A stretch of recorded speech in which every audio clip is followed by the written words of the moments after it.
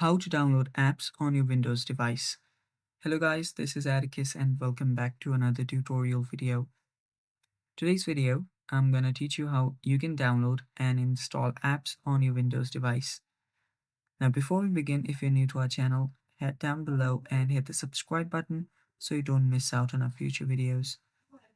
Also press the bell icon so you get notified when we release our new videos. Now let's begin. First step that you'll need to take is open up your Windows, make sure you turn on your laptop, and simply search for Microsoft Store on your device. So after you search for Store, you'll find Microsoft Store and open that up. So this is basically like your App Store or Google Play Store but for your Windows. So right here you can find different apps and games. You can find all of the games that you have. So there you can see it's paid or uh, if it's just you know paid or you have any other apps that you want which are paid or even free, they can find it right here.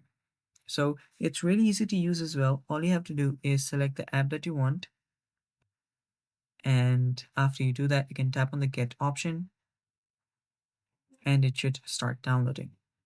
So there you can see it's starting to download, and there are different sections here as well, such as the apps section where you can find the popular apps which are currently available, also the gaming apps which are also available right now.